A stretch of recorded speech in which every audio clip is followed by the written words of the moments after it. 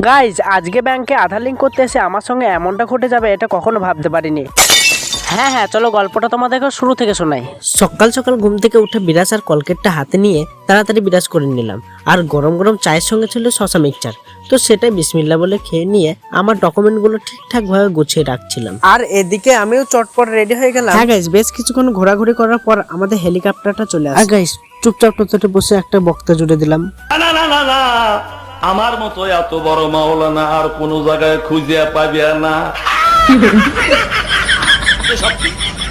আর হেলে হেলে দুলতে দুলতে ফাইনালি আধার কার্ড ঠিক করার দোকানের সামনে চলে আসলাম।